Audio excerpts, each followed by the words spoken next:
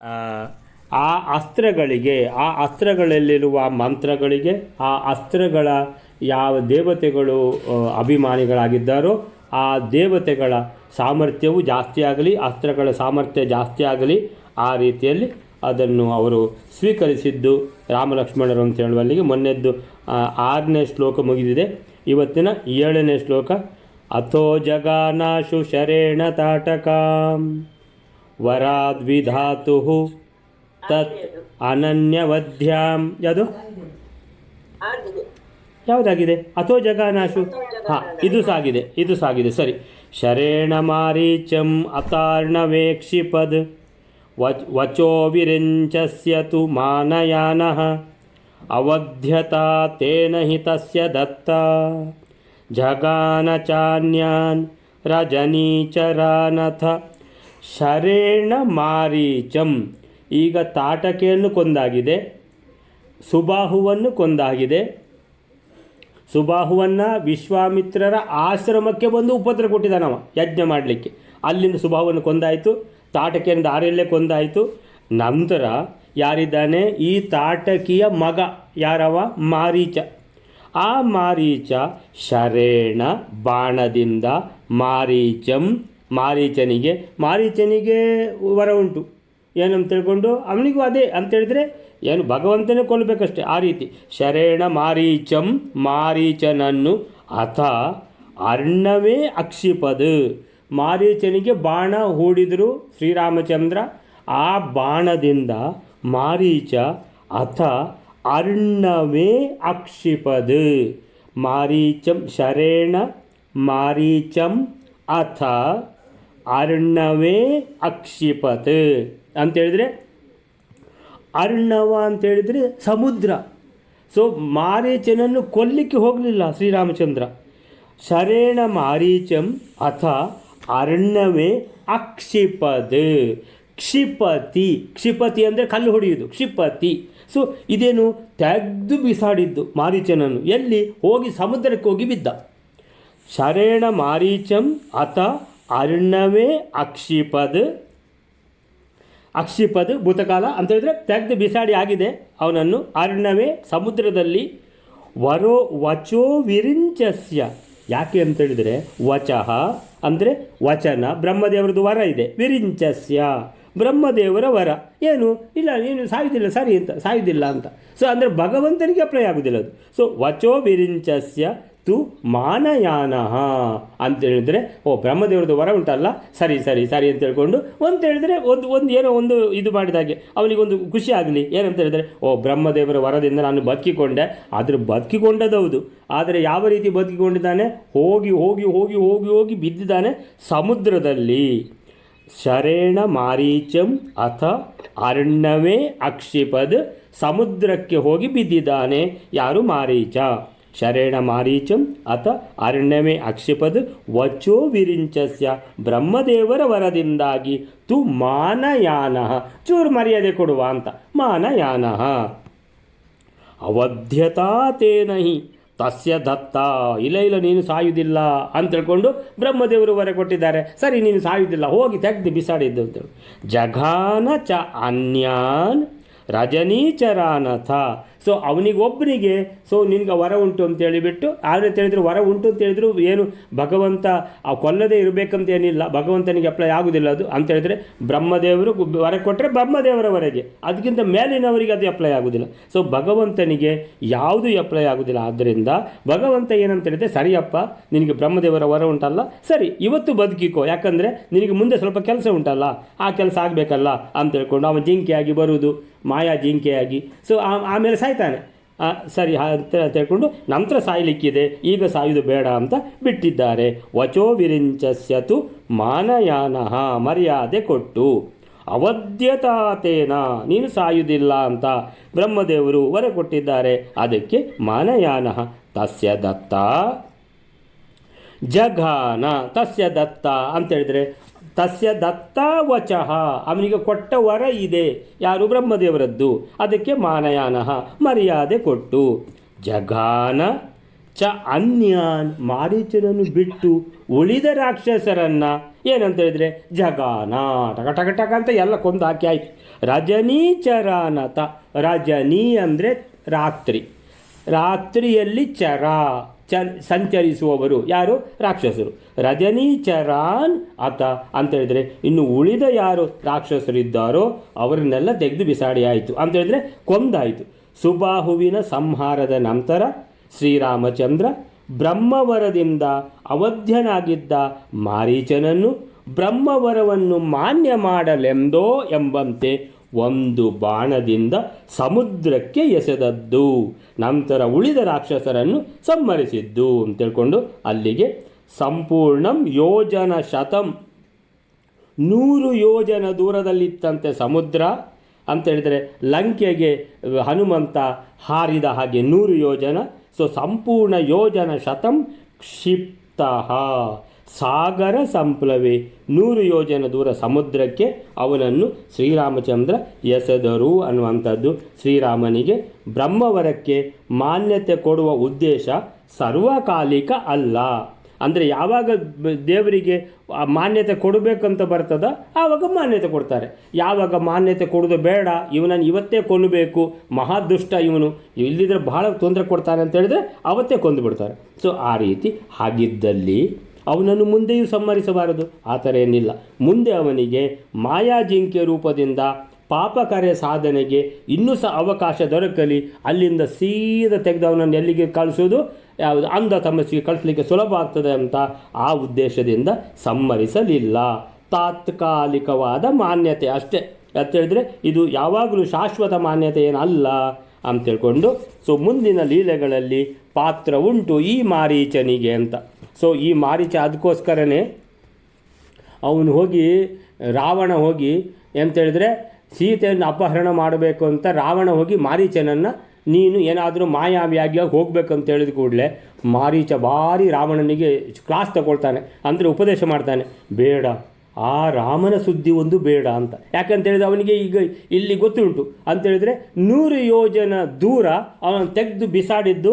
ಆದ್ದರಿಂದ ಮಾರೀಚ ಯಪ್ಪೋ ರಾಮನ ಸುದ್ದಿ ಒಂದು ಬೇಡ ಅಂತ ಹೇಳಿದರೆ ರಾವಣ ಮಾತ್ರ ಬಿಡಲಿಲ್ಲ. ಸೊ ಆ ರೀತಿ. ಸೊ ಅಲ್ಲಿಗೆ ಇದು ಯಾವ ಶ್ಲೋಕ ಇದೀಗ 8ನೇ ಶ್ಲೋಕ. ಈ 8ನೇ ಶ್ಲೋಕಕ್ಕೆ ಏನು ಹೇಳಿದ್ದಾರೆ ಇವರು ಅಂತ ಹೇಳಿದರೆ, ಸುಬಾಹು ನಾಮಕ ರಾಕ್ಷಸನನ್ನು ಸಂಹರಿಸಿದ ಮೇಲೆ ಶ್ರೀರಾಮನು ಸೀತಾವಂಚನ ಮೊದಲಾದ ಮುಂದಿನ ಕಾರ್ಯವಿಶೇಷಕ್ಕಾಗಿ ಚತುರ್ಮುಖನ ಮಾತನ್ನು ಬಹುಮಾನಿಸುವವನಾಗಿ, ಅಂದರೆ ಮುಂದಿನ ಲೀಲೆಗಳಿಗೆ ಬೇಕಲ್ಲ ಈ ಮಾರೀಚ ರಾಕ್ಷಸನನ್ನು ವಾಯವ್ಯಾಸ್ತ್ರದಿಂದ ಮಂತ್ರಿತವಾದ ಬಾಣದಿಂದ ಸಮುದ್ರದಲ್ಲಿ 100 ಯೋಜನ ದೂರದ ಸಮುದ್ರದಲ್ಲಿ ಬಿಸಾಡಿದನು. ಆ ಬ್ರಹ್ಮನಿಂದ ಆ ಮಾರೀಚನಿಗೆ ಅವಧ್ಯತ್ವ ರೂಪವಾದ ವರವು ಕೊಡಲ್ಪಟ್ಟಿದೆ. ಅನಂತರದಲ್ಲಿ ಇತರರಾದ ರಾಕ್ಷಸರನ್ನು ಸಂಹರಿಸಿದ. ತಾತ್ಕಾಲಿಕವಾಗಿ ಬ್ರಹ್ಮದೇವರು ಕೊಟ್ಟ ಆ ವರಕ್ಕೆ ಬೆಲೆ ಕೊಟ್ಟದ್ದು ಅಂತ ಹೇಳ್ತಾ ಇದ್ದಾರೆ. ಸೊ ಈಗ ಇದು ಎಷ್ಟನೇ ಶ್ಲೋಕ ಈಗ ಇದೀಗ 8ನೇ ಶ್ಲೋಕ. ಈ 8ನೇ ಶ್ಲೋಕಕ್ಕೆ ಏನು ಹೇಳ್ತಾ ಇದ್ದಾರೆ ಪ್ರಭಂಜನಾಚಾರ್ಯ ಅಂತ ಹೇಳಿದರೆ, ಶ್ರೀರಾಮನು ಬ್ರಹ್ಮದೇವರ ವರವನ್ನು ಮನ್ನಿಸಲೆಂದು ಮಾನಯಾನಃ ಬ್ರಹ್ಮದೇವರ ವರ ವಿರಿಂಚಸ್ಯ ವಚಃ ಮಾರೀಚನನ್ನು ಬಾಣದಿಂದ ಮಾರೀಚಂ ಶರೇಣ ಬಾಣದಿಂದ ಸಮುದ್ರದಲ್ಲಿ ಬೀಳಿಸಿದ. ಅಥ ಅರ್ಣವೇ ಅಕ್ಷಿಪತ್, ಅಥ ಅಂದರೆ ಆಮೇಲೆ ಅಂತ, ಅರ್ಣವೇ ಅಕ್ಷಿಪತ್ ಸಮುದ್ರದಲ್ಲಿ ತೆಗೆದು ಬಿಸಾಡಿದ. ಆಮೇಲಿಂದ ಅವನಿಗೆ ಬ್ರಹ್ಮದೇವರಿಂದ ಯಾರಿಗೆ ಆ ಮಾರೀಚನಿಗೆ ಅವಧ್ಯತ್ವವರ ಕೊಡಲ್ಪಟ್ಟಿತ್ತು. ಬಳಿಕ ಇತರ ರಾಕ್ಷಸರನ್ನು ಸಂಹರಿಸಿದ. ಮಾರೀಚನನ್ನು ತೆಗೆದು ಬಿಸಾಡಿದ, ಬಾಕಿ ರಾಕ್ಷಸರನ್ನು ರಾಮಚಂದ್ರ ದೇವರು ಸಂಹರಿಸಿದರು. ಮಾರೀಚ ಮತ್ತು ಸುಬಾಹುಗಳ ನೇತೃತ್ವದಲ್ಲಿ ಯಜ್ಞನಾಶಕ್ಕೆಂದು ಧಾವಿಸಿದ ಅಸಂಖ್ಯ ರಾಕ್ಷಸರನ್ನು, ಸುಬಾಹುವನ್ನು ಕೊಂದಾಯಿತು, ಬಾಕಿ ಉಳಿದ ಎಲ್ಲ ರಾಕ್ಷಸರನ್ನು ಕೊಂದಾಯಿತು. ಸೊ ಆದರೆ ಆ ಮಾರೀಚನನ್ನು ಮಾತ್ರ ಕೊಲ್ಲದೆ ವಾಯವ್ಯಾಸ್ತ್ರದಿಂದ ಸಮುದ್ರದಲ್ಲಿ ಬೀಳಿಸಿದ. ಅಲ್ಲಿಂದ ಈಜಿ ಮಾರೀಚ ಸಾಯದೆ ಉಳಿದುಕೊಂಡ ಮಾರೀಚನಿಗೆ ಬ್ರಹ್ಮವರ, ಸುಬಾಹುವಿಗೆ ರುದ್ರವರ. ಬ್ರಹ್ಮದೇವರು ರುದ್ರದೇವರಿಗಿಂತ ಉತ್ತಮರಾದವರು. ಸೊ ಅವನನ್ನು ಕೊಂದಾಗಿದೆ, ಯಾರನ್ನು? ಸುಬಾಹುವನ್ನು. ಮಾರೀಚನನ್ನು ಸ್ವಲ್ಪ ಸಮಯ ಇರಲಿ, ಬದುಕಲಿ, ಜೀವೋತ್ತಮರು ಎಂಬುದನ್ನು ತೋರಿಸಲೆಂದು ಶ್ರೀರಾಮನು ಮಾರೀಚನನ್ನು ಆಗ ಸಂಹರಿಸಲಿಲ್ಲ. ಆಮೇಲೆ ಮಾರೀಚನನ್ನು ಆಗಲೇ ಯಾಕೆ ಕೊಲ್ಲಿಲ್ಲ ಅಂತೇಳಿದರೆ ಅವನು ಮಾಯಾಜಿಂಕೆಯಾಗಿ ರಾವಣನಿಗೆ ಸೀತಾ ಅಪಹರಣದಲ್ಲಿ ಭಾಗಿಯಾಗಿ ಅವನು ಇನ್ನೂ ಹೆಚ್ಚು ಪಾಪ ಎಸಗಲಿಕ್ಕೆ ಉಂಟು ಅಂತ ಹೇಳಿಬಿಟ್ಟು ಏನು ಮಾಡಿದ್ದಾರೆ. ಸೊ ಅಲ್ಲಿಗೆ ಶ್ರೀರಾಮನು ಉದ್ದೇಶಪೂರ್ವಕ ಮಾರೀಚನನ್ನು ಸಾಯಿಸದೆ ಬಿಟ್ಟ ಎಂಬುದು ವಾಲ್ಮೀಕಿ ರಾಮಾಯಣದಲ್ಲಿ ಬಂದಿದೆ. ನೇ ಇಚ್ಛತ ನ ಇಚ್ಛತ ತಾತ ಮಾಂ ಹಂತುಂ ಸದಾ ವೀರೇಣ ರಕ್ಷಿತಃ ಅಂತೇಳಿದರೆ ಮನಸ್ಸು ಮಾಡಿದರೆ ಆ ಮಾರೀಚನನ್ನು ಕೊಲ್ಲುವಂಥದ್ದು ಏನು ಒಂದು ದೊಡ್ಡ ಸಂಗತಿ ಅಲ್ಲ. ಸುಬಾಹುವನ್ನು ಕೊಂದಾಗಿದೆ, ತಾಟಕೆಯನ್ನು ಕೊಂದಾಗಿದೆ, ಎಲ್ಲ ರಾಕ್ಷಸರನ್ನು ಕೊಂದಾಗಿದೆ, ಇವನನ್ನು ಕೊಲ್ಲುವಂಥದ್ದು ಏನು ಒಂದು ತೊಂದರೆ ಏನಿರಲಿಲ್ಲ. ಆದರೆ ಇಲ್ಲ, ಇವನು ಇರಲಿ ಅಂತ ಹೇಳ್ಕೊಂಡು ಬಿಟ್ಟ. ಶ್ರೀರಾಮನು ಬಾಣದಿಂದ ಮಾರೀಚನನ್ನು ಸಮುದ್ರದಲ್ಲಿ 100 ಯೋಜನ ದೂರಕ್ಕೆ ಬೀಳಿಸಿದ ಎಂಬ ಇಲ್ಲಿಯ ಮಾತು ಅತ್ಯಂತ ಗಮನಾರ್ಹ ಅಂತ ಹೇಳ್ತಾ ಇದ್ದಾರೆ. ಶರೇಣ ರಜನಿ ಚರಾನ್ ಅಂದರೆ ನಿಶಾಚರರು, ರಜನಿ ಅಂದರೆ ರಾತ್ರಿಯಲ್ಲಿ ಸಂಚರಿಸುವವರು, ಚರಾನ್ ಚರ, ರಜನಿ ಚರ, ನಿಶಾಚರ ಅಂದರೆ ರಾಕ್ಷಸರು. ಸೊ ಬಾಕಿ ಎಲ್ಲ ರಾಕ್ಷಸರನ್ನು ಕೊಂದಾಗಿದೆ.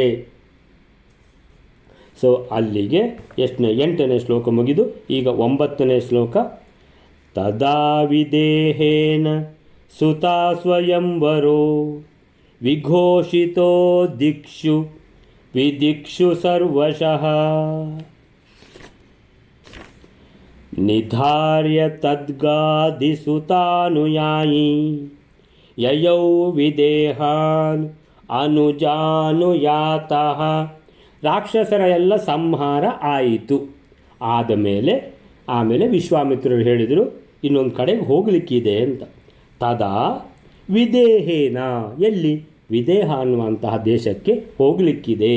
ಓ ಹೌದಾ, ವಿದೇಹೇನ ಸುತಾ ಸ್ವಯಂವರೋ, ಏನಲ್ಲಿ ಅಂತ ಹೇಳಿದರೆ ಅಲ್ಲಿ ವಿದೇಹರಾಜನ ಮಗಳು ಸುತ ಅಂದರೆ ಮಗ, ಸುತಾ ಅಂದರೆ ಮಗಳು. ಸ್ವಯಂವರ ಅಂತ ಹೇಳಿದರೆ ಆ ವಿದೇಹರಾಜನ ಮಗಳಿಗೆ ಸ್ವಯಂವರ ಇಟ್ಟಿದ್ದಾನೆ ರಾಜ.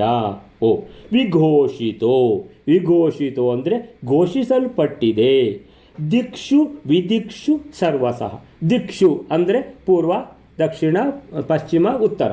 ವಿದಿಕ್ಷು ಅಂದರೆ ಇನ್ನು ಉಪದಿಕ್ಕುಗಳು, ಯಾವುದು? ಆಗ್ನೇಯ, ನೈಋತ್ಯ, ವಾಯವ್ಯ, ಈಶಾನ್ಯ. ಸೊ ಅಂದರೆ ದಿಕ್ಷು ವಿದಿಕ್ಷು ಅಂದರೆ ಎಲ್ಲ ದಿಕ್ಕುಗಳಿಗೂ ಏನಾಗಿದೆ, ಡಂಗುರ ಹೊರಡಿಸಲಾಗಿತ್ತು. ಯಾರಿಂದ? ಜನಕರಾಜನಿಂದ. ಏನಂತ? ಸರ್ವಶಃ, ಎಲ್ಲರಿಗೂ ಗೊತ್ತಾಗುವ ಹಾಗೇನು, ತನ್ನ ಮಗಳಿಗೆ ಸ್ವಯಂವರ. ಯಾರು ಭಾಗವಹಿಸಲು ಇಚ್ಛಿಸ್ತಾರೋ ಬನ್ನಿ. ನಿಧಾರ್ಯ ತತ್ ಗಾದಿಸುತ ಅನುಯಾಯಿ ಯಯೌ ವಿದೇಹಾನ್ ಅನುಜಾನುಯಾತಃ. ನಿಧಾರ್ಯ, ಓ ಹೀಗ ವಿಷಯವನ್ನು ತಿಳಿದುಕೊಂಡು ನಿಧಾರ್ಯ. ಸೊ ತತ್ ಗಾದಿಸುತ, ವಿಶ್ವಾಮಿತ್ರರಿಗೆ ಇದು ವಿಷಯ ಗೊತ್ತುಂಟು. ಆದ್ದರಿಂದ ವಿಶ್ವಾಮಿತ್ರರು ಹೇಳಿದರು, ಸರಿ ಶ್ರೀರಾಮಚಂದ್ರರೇ, ಈಗ ಒಂದು ಹಂತದ್ದು ರಾಕ್ಷಸರ ಸಂಹಾರ ಮುಗಿಯಿತು ಅಂತೇಳಿದರೆ, ಇಷ್ಟು ತನಕ ಯಾರೆಲ್ಲ ತೊಂದರೆ ಕೊಡ್ತಿದ್ರೋ ಅವರನ್ನೆಲ್ಲ ಕೊಂದಾಯಿತು. ಇನ್ನು ಯಾರು ತೊಂದರೆ ಕೊಡ್ತಾರೋ ಗೊತ್ತಿಲ್ಲ. ಸೊ ಸದ್ಯಕ್ಕೆ ಒಂದು ಸಲದ ಕೆಲಸ ಮುಗಿದೆ. ಆದರೆ ಈಗ ನಿಮಗೂ ಇನ್ನೊಂದು ಕೆಲಸ ಇದೆ. ಏನದು ಅಂತೇಳಿದರೆ, ಇಲ್ಲಿ ವಿದೇಹ ದೇಶ ಇದೆ ಪಕ್ಕದಲ್ಲಿ, ಅಲ್ಲಿ ಆ ಮಗಳಿಗೆ, ಆ ರಾಜನ ಮಗಳಿಗೆ ಸುತಾ ಸ್ವಯಂವರೋ, ಮಗಳಿಗೆ ಸ್ವಯಂವರ ಇದೆ. ಅದು ದಿಕ್ಷು ವಿದಿಕ್ಷುಗಳಲ್ಲಿ, ಸರ್ವ ದಿಕ್ಕುಗಳಲ್ಲಿ ವಿಘೋಷಿತವಾಗಿದೆ. ವಿಘೋಷಿತೋ ದಿಕ್ಷು ವಿದಿಕ್ಷು ಸರ್ವಶಃ ನಿಧಾರ್ಯ ಅಂದರೆ ಈ ವಿಷಯ ನಾನು ತಿಳ್ಕೊಂಡಿದ್ದೇನೆ.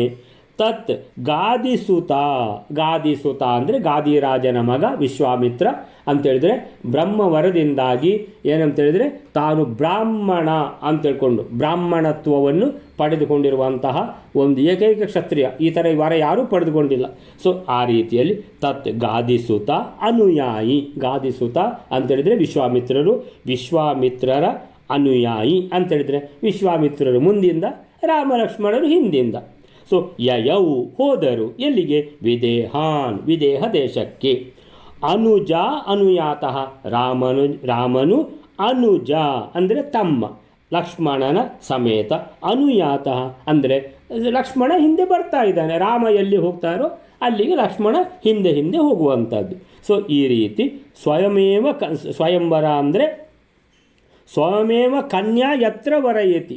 ಸ್ವಯಂವರ ಅಂತೇಳಿದರೆ ಕನ್ಯೆಯೇ ವರನನ್ನು ಏನು ಮಾಡುವಂಥದ್ದು ಈ ವರ ಆಗ್ಬೋದು ಅಂತ ಹೇಳುವಂಥದ್ದು. ಅಂದರೆ ಎಲ್ಲ ಕಂಡೀಷನ್ಸ್ ಇಡ್ತಾರೆ, ಆ ಎಲ್ಲ ಕಂಡೀಷನ್ಸ್ ಸ್ಯಾಟಿಸ್ಫೈ ಆದರೆ ತಾನೇ ಈಗ ಆ ಕಣ್ಣಿಗೆ ಯಾರಿಗೆ ಮಾಲೆ ಹಾಕಬೇಕು ಅಂತ ಬರುವಂಥದ್ದು.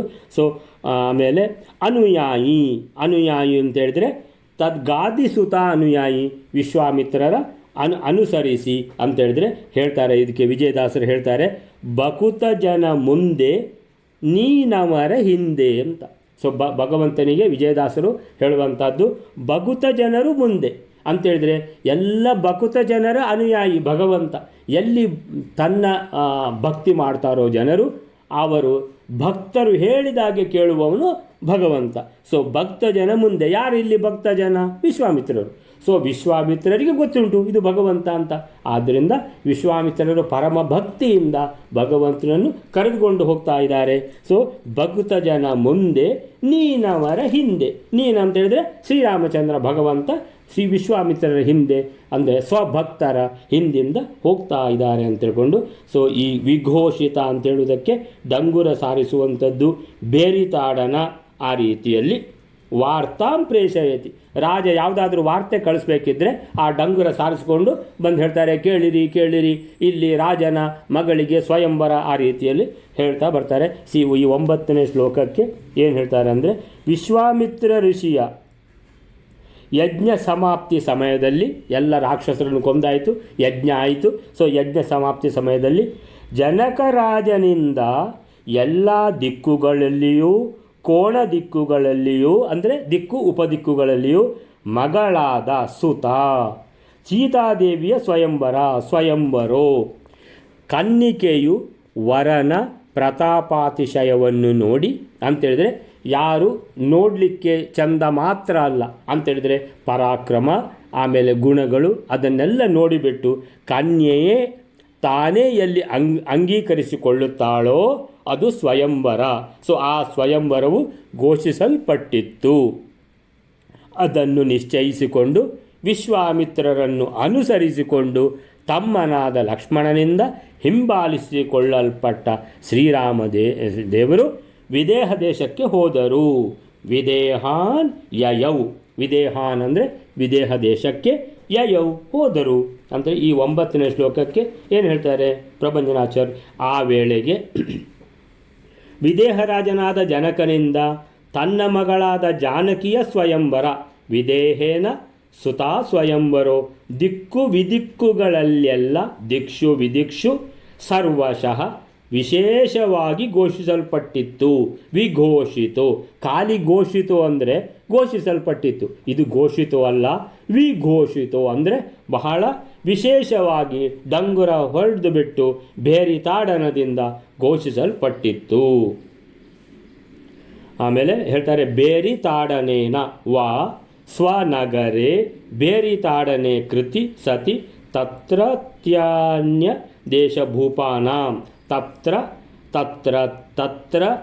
ಅತ್ರ ಅನ್ಯ ದೇಶಭೂಪಾನಾಂ ಅಂತೇಳಿದರೆ ಬೇರೆ ದೇಶದ ಎಲ್ಲ ರಾಜರಿಗೂ ಗೊತ್ತಾಗುವ ರೀತಿಯಲ್ಲಿ ಗೂಢಪುರುಷ ಸ್ವಸ್ವಭೂಪೇಭ್ಯೋ ವಾರ್ತಾಂ ಪ್ರೇಷಯಂತೀತಿ ಭಾವಃ ಅಂತೇಳಿದರೆ ಅವರ ಗೂಢಚಾರರು ಇಲ್ಲಿರ್ತಾರೆ, ಅವರು ತಿಳ್ಕೊಳ್ತಾರೆ ಯಾವ ಇಲ್ಲಿ ಡಂಗುರ ಸಾರಿದ್ದಾರೆ ಅಂತ ಹೋಗಿ ತಮ್ಮ ರಾಜರಿಗೆ ಹೇಳ್ತಾರೆ, ನೋಡಿ ಈ ದೇಶದ್ದು ಈ ರೀತಿಯ ಸ್ವಯಂವರ ಇಟ್ಟಿದ್ದಾರೆ ಅಂತ ತಿಳ್ಕೊಂಡು, ಅಥವಾ ಅಲ್ಲಿಗೆ ದೂತನನ್ನು ಕಳಿಸಿ ಎಲ್ಲ ದೇಶದ ರಾಜಕುಮಾರಗಳಿಗೆಲ್ಲ ಅವರವರಿಗೆಲ್ಲ ದೂತರನ್ನು ಕಳಿಸಿ ಈ ರೀತಿ ಸ್ವಯಂವರ ಇಟ್ಟಿದ್ದೇವೆ ನೀವು ಬರಬೇಕಂತ ಆ ಥರ ಕೂಡ ಇನ್ವಿಟೇಷನ್ ಕಳಿಸುವಂಥದ್ದು ಇದೆ ಅಂತ ತಿಳ್ಕೊಂಡು.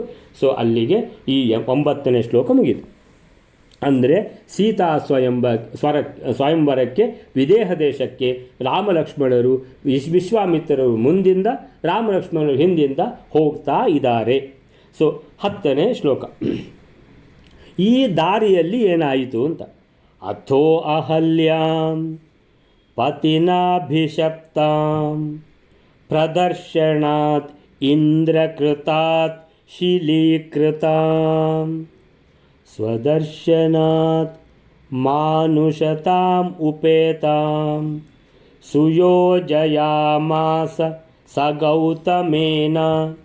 ಅಥೋ ಅಹಲ್ಯಾಂ ಪತಿನಾಭಿಷಪ್ತಾಂ ಅಂತೇಳಿದರೆ ಅಹಲ್ಯೆ ಅಂತ ಇದ್ಲು, ಅವಳ ಗಂಡ ಗೌತಮರು ಋಷಿಗಳು, ಅಥ ಈಗ ಏನಾಯಿತು, ಅಹಲ್ಯಾಂ ಪತಿನಾಭಿಶಪ್ತಾಂ.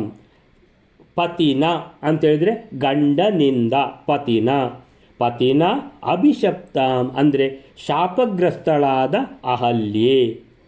ಪ್ರದರ್ಶನಾತ್ ಇಂದ್ರಕೃತಾತ್ ಶಿಲೀಕೃತಾಂ. ಪ್ರದರ್ಶನಾತ್ ಇಂದ್ರಕೃತಾತ್, ಇಂದ್ರ ಅಂದರೆ ದೇವೇಂದ್ರ, ಕೃತ ಮಾಡಿದ್ದಾನೆ. ಏನು ಮಾಡಿದ್ದಾನೆ? ಕೃತಾತ್ ಪ್ರದರ್ಶನಾತ್ ಬಲಾತ್ಕಾರವಾಗಿ. ಪ್ರದರ್ಶನ ಅಂತೇಳಿದರೆ ಏನು? ಗಲಾಟೆ ಆಗಿ ಅಂತೇಳಿದರೆ ಅಹಲ್ಯೆ ಆಗುವುದಿಲ್ಲ ಅಂತ ಹೇಳಿದು, ಆದರೆ ಇಂದ್ರ ಬಿಡಲಿಲ್ಲ ಅಂತ. ಸೊ ಪ್ರದರ್ಶನಾತ್ ದರ್ಶನಾತ್ ಇಂದ್ರಕೃತಾತ್ ಅಂತೇಳಿದರೆ ಇಂದ್ರನು ಅವಳ ಮಾನಾಪಹರಣ ಮಾಡಿದ ಅಂತ ಯಾರಿಗೆ ಗೊತ್ತಾಯಿತು? ಗೌತಮರಿಗೆ ಗೊತ್ತಾಯಿತು. ತನ್ನ ಹೆಂಡತಿ ಅಂತೇಳಿದರೆ ಅವಳು ಪತಿವ್ರತ ಆಗಿದ್ಲು, ಆ ಪಾತಿವ್ರತ್ಯ ಹೋಯಿತು ಅಂತ ಗೊತ್ತಾದ ಕೂಡಲೇ ಗೌತಮರಿಗೆ ಬಹಳವಾಗಿ ಬೇಜಾರಾಗಿ ಸಿಟ್ಟು ಬಂದು ಏನಾಯಿತು? ಶಾಪ ಕೊಟ್ಟುಬಿಟ್ರು. ಏನಂತೇಳಿದರೆ ಶಿಲೀಕೃತಾಂ, ನೀನು ಶಿಲೆಯಾಗಿ ಹೋಗು ಅಂತ. ಶಿಲೀಕೃತಾಂ ಅಂತೇಳಿ ನೋಡಿ, ಅಲ್ಲಿ ಆ ಶಬ್ದಗಳನ್ನು ನೋಡಿ. ಪ್ರದರ್ಶನಾತ್ ತ್, ಇಂದ್ರಕೃತಾತ್, ದೀನಲ್ಲಿ ತ್ ಹೋಯಿತು, ತಾಕೆ ದಾ ಬಂದು ಜಸ್ವ ಸಂಧಿ ಅದು. ಸೊ ತ್ ಪ್ರದರ್ಶನಾತ್ ಇಂದ್ರಕೃತಾತ್ ಆಮೇಲೆ ಶಿಲೀಕೃತಾಂ, ಆ ತ್ಗೆ ಶಿ ಸೇರಿ ಚಿಲಿ ಅಂತಾಗಿದೆ. ಸೊ ಇಂದ್ರಕೃತಾತ್ ಶಿಲೀಕೃತಾಂ ಅಂದರೆ ಶಿಲೆಯನ್ನಾಗಿ ಕೃತಾಂ ಮಾಡಿದ. ಶಿಲೀಕೃತಾಂ ಅಂದರೆ ಕಲ್ಲು ಬಂಡೆಯಾಗಿ ಬಿಟ್ಲು. ಯಾರು? ಅಹಲ್ಯೆ. ಪತಿನ ಗೌತಮೇನ ಅಭಿಶಪ್ತಾಂ ಶಾಪಗ್ರಸ್ತಳಾಗಿ. ಪ್ರದರ್ಶನಾತ್ ಇಂದ್ರಕೃತಾತ್, ಇಂದ್ರನು ಬಲಾತ್ಕಾರವಾಗಿ ಅವಳಿಗೆ ಮಾನಹರಣ ಮಾಡಿದಾಗ ಏನಾಯಿತು? ಗೌತಮರಿಗೆ ಅಹಲ್ಯ ಮೇಲೆ ಸಿಟ್ಟು ಬಂದು ಶಿಲೀಕೃತಾಂ ಅಂದರೆ ಅವಳನ್ನು ಶಿಲೆಯಾಗಿ ಹೋಗು ಅಂತ ಹೇಳಿದರು.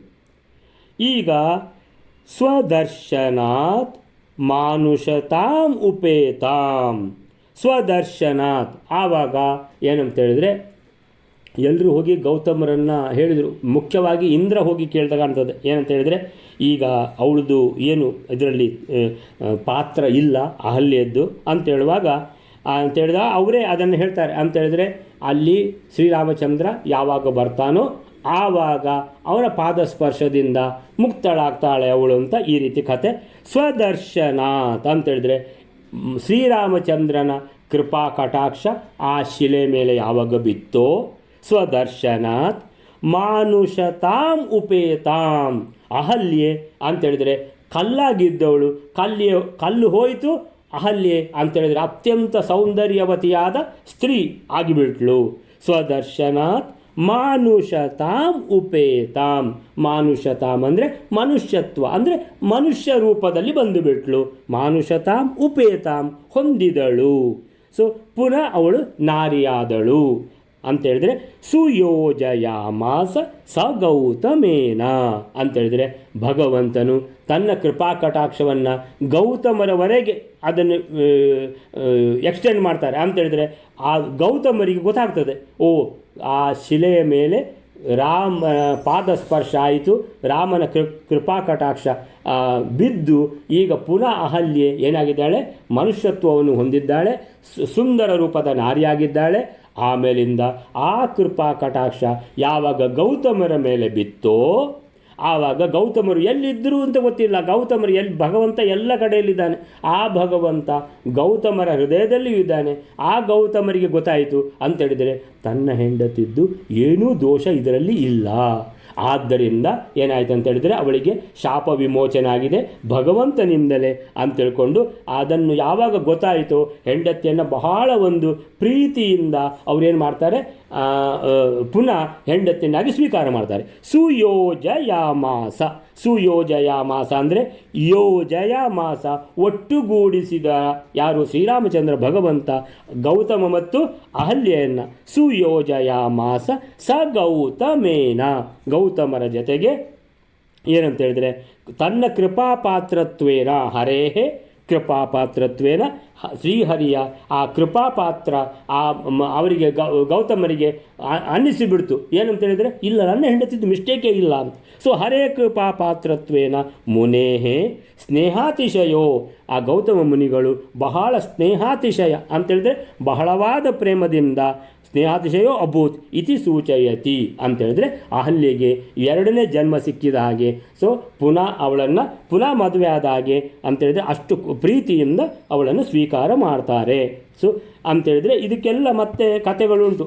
ಏನಂತೇಳಿದರೆ, ಈ ಕಥೆಗಳು ವಿದೇಹ ಪಟ್ಟಣಕ್ಕೆ ತೆರಳುವ ದಾರಿಯಲ್ಲಿ ಶ್ರೀರಾಮ ಗೌತಮರ ಆಶ್ರಮವನ್ನು ಪ್ರವೇಶಿಸಿದ ಇಂದ್ರನ ಬಲಾತ್ಕಾರದಿಂದ ದೂಷಿತಳಾದ ಪತಿಯಾದ ಗೌತಮರ ಶಾಪದಿಂದ ಕಲ್ಲಿನಂತೆ ಬಿದ್ದಿರುವ ಅಹಲ್ಯೆಯನ್ನು ನೋಡಿ ತನ್ನ ದರ್ಶನದಿಂದ ನಿಜ ರೂಪವನ್ನು ಕರುಣಿಸಿದ ಪತಿಪತ್ನಿಯರನ್ನು ಅಹಲ್ಯೆ ಮತ್ತು ಗೌತಮರನ್ನು ಒಗ್ಗೂಡಿಸಿದ.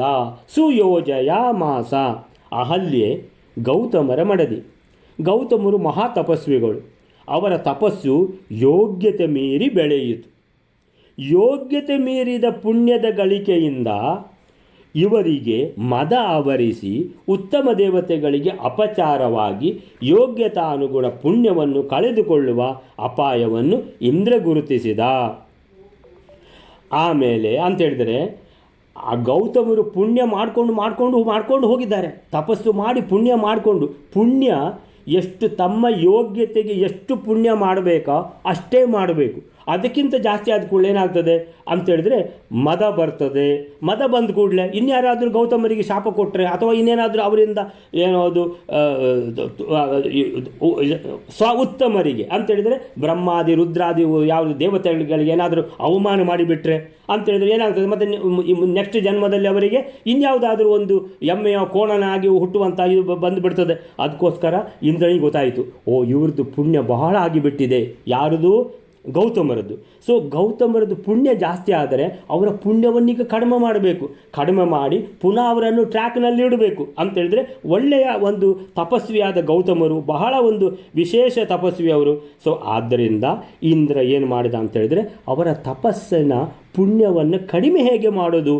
ಅವರ ಮುದ್ದಿನ ಮಡದಿಯ ಸಂಘದ ನೆಪದಿಂದ ಅವರಿಂದ ತಾನು ಶಾಪ ಪಡೆದ. ಇಂದ್ರನಿಗೂ ಶಾಪ ಕೊಟ್ಟಿದ್ದಾರೆ ಅವರು.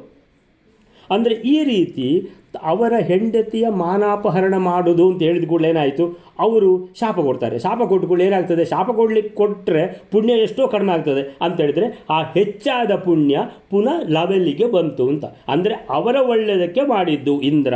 ಅಂದರೆ ಇಂದ್ರನದ್ದೂ ತಪ್ಪಿಲ್ಲ, ಅಹಲ್ಯೆಯದ್ದೂ ತಪ್ಪಿಲ್ಲ ಅಂತ ಹೇಳ್ತಾ ಇದ್ದಾರೆ. ಅವರ ಮುದ್ದಿನ ಮಡದಿಯ ಸಂಘದ ನೆಪದಿಂದ ಅವರಿಂದ ತಾನು ಶಾಪ ಪಡೆದ. ಸೊ ತಪ್ಪಿಲ್ಲದ ಅಹಲ್ಯೆಯು ಪತಿಯಿಂದ ಶಪ್ತಳಾಗಿ ಕಲ್ಲಾಗಿ ಬಿಟ್ಟಳು. ದೇವತೆಯಾದ ಇಂದ್ರನಿಗೆ ಮನಸ್ಸಿನೊಳಗೆ ಇತ್ತು, ಏನದು? ಅಹಲ್ಯೆ ಅಂತೇಳಿದರೆ ಇಂದ್ರನಿಂದ ಏನು ಉತ್ತಮ ಸ್ತ್ರೀ ಅಲ್ಲ ಅವಳು, ಇಂದ್ರನಿಂದ ಕಡಿಮೆಯ ಸ್ತ್ರೀ ಅಂತೇಳಿದರೆ ಆವಾಗ ಅದೆಲ್ಲ ಇತ್ತು ಅಂತೇಳಿದರೆ ತಮ್ಮಿಂದ ಕಡಿಮೆ ಇರುವಂತಹ ಸ್ತ್ರೀಯರ ಸಂಘ ಮಾಡಿದರೆ ಅಂದರೆ ಇಂದ್ರನಿಗೆ ಯಾವುದು ಪಾಪ ಬರುವುದಿಲ್ಲ ಅಂತ. ಅಂದರೆ ಅದು ಕೆಲವೆಲ್ಲ ಬೇರೆಲ್ಲ ಸ್ಪೆಷಲ್ ರೂಲ್ಸ್ ಇದೆಲ್ಲ, ಅಂದರೆ ದೇವತೆಗಳಿಗೆ ಮಾತ್ರ ಅಪ್ಲೈ ಆಗುವಂಥದ್ದು.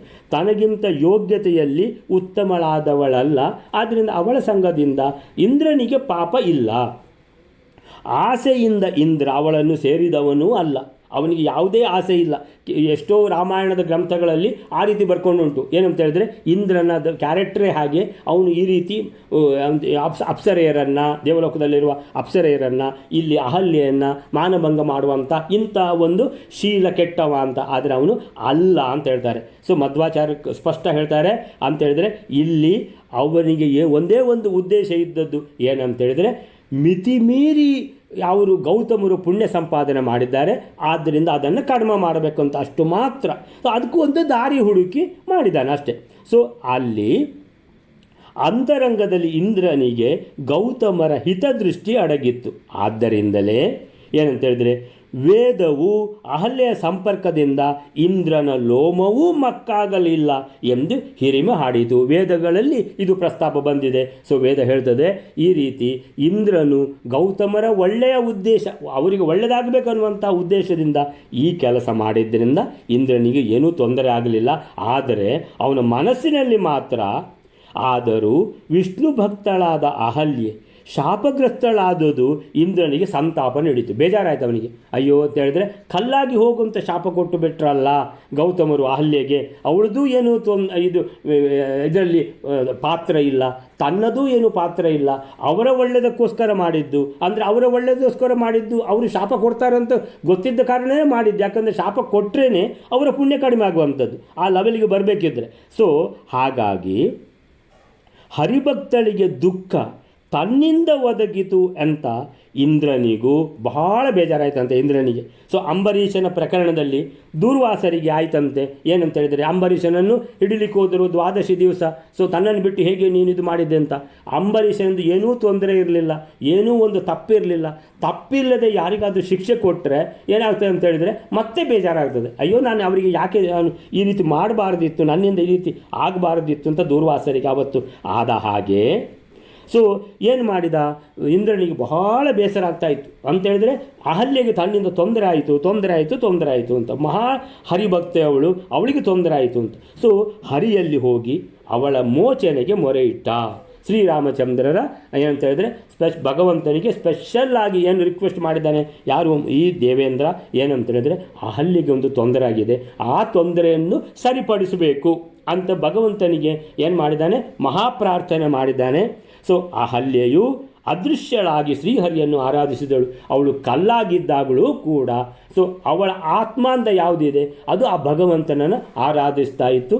ಭಗವಂತ ಒಂದು ದಿವಸ ಬರ್ತಾನೆ, ನನ್ನನ್ನು ನೋಡ್ತಾನೆ, ನನಗೆ ಶಾಪ ವಿಮೋಚನೆ ಆಗ್ತದೆ. ಸೊ ಅಜ್ಞಾನ ಮೂಲಕವಾದ ಅವಳ ಅಂದರೆ ಇದು ಬೇಕಂತ ಮಾಡಿದ್ದೇ ಅಲ್ಲ, ಅಂದರೆ ಅಜ್ಞಾನಪೂರ್ವಕವಾದ ಅವಳ ಮತ್ತು ಇಂದ್ರ ಸಂಘದ ಪಾಪ ಮತ್ತು ಜನ್ಮಾಂತರದ ಪಾಪವನ್ನು ಶ್ರೀರಾಮ ತನ್ನ ಕೃಪಾ ಕಟಾಕ್ಷ ಕಲ್ಲಿನ ಮೇಲೆ ಯಾವಾಗ ಬಿತ್ತೋ ಪರಿಹಾರ ಆಗಿ ಹೋಯಿತು.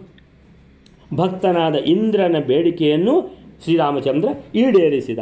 ಅಹಲ್ಯೆ ಪತಿಯೊಂದಿಗೆ ಪ್ರೀತಿಯಿಂದ ಬೆರೆಯುವಂತೆ ಮಾಡಿ ಮುನ್ನಡೆದ. ಸೊ ಅದರಲ್ಲೇ ಪುನಃ ಒಂದು ಶ್ಲೋಕ ಅದಕ್ಕೆ ಸಂಬಂಧಪಟ್ಟಿದ್ದೆ. ಬಲಂ ಸ್ವಭಕ್ತೇ ಅಧಿಕಂ ಪ್ರಕಾಶಯನ್ ಅನುಗ್ರಹಂಚ ತ್ರಿದಶೇಷು ಅತುಲ್ಯಂ ಅನನ್ಯ ಭಕ್ತಾಂಚ ಸುರೇಶಕಾಂಕ್ಷಯ ವಿಧಾಯ ನಾರೀಂ ಪ್ರಯಯೌ ತಯಾರ್ಚಿತಃ ಬಲಂ ಸ್ವಭಕ್ತೇ ಅಧಿಕಂ ಪ್ರಕಾಶಯನ್ ಅಂತೇಳಿದರೆ ಸ್ವಭಕ್ತೆ ಯಾರು, ಅಹಲ್ಯೆ. ಅವಳ ಆ ಭಕ್ತಿಗೆ ಯಾರು ಅಂತೇಳಿದರೆ ಭಗವಂತ ಬಹಳ ಮೆಚ್ಚಿದ್ದಾನೆ. ಬಲಂ ಸ್ವಭಕ್ತೆ, ಭಕ್ತಿಗಿರುವ ಬಲ. ಅಧಿಕಂ ಪ್ರಕಾಶಯನ್ ಅಂತೇಳಿದರೆ ಎಷ್ಟು ಪ್ರಕಾಶಮಾನವಾಗಿತ್ತು ಈ ಭಕ್ತಿಯಿಂದ ಮಾಡಿದ ಆರಾಧನೆ ಅಂತೇಳಿದರೆ, ಅದಕ್ಕೆ ಅಂತೇಳಿದರೆ ಎಲ್ಲ ಪ್ರಾಯಶ್ಚಿತ್ತಕ್ಕಿಂತಲೂ ಹೆಚ್ಚಿನ ಬಲ ಆ ದೇವರಿಗೆ ಮಾಡುವಂಥ ಭಕ್ತಿ. ಅಂದರೆ ಭಕ್ತಿಯಿಂದ ನಾವು ನಮ್ಮ ತಪ್ಪನ್ನು ದೇವರ ಮುಂದೆ ನಾವು ಹೇಳಿಕೊಂಡರೆ ಅಂತೇಳಿದರೆ ಅದು ಪ್ರಾಯಶ್ಚಿತ್ತ ಮಾಡೋದಕ್ಕಿಂತ ಅತಿ ಉತ್ತಮವಾದ ಪ್ರಾಯಶ್ಚಿತ್ತ ಅಂತ. ಅದಕ್ಕಿರುವಂಥ ಬಲ ಇನ್ಯಾವುದಕ್ಕೂ ಇಲ್ಲ.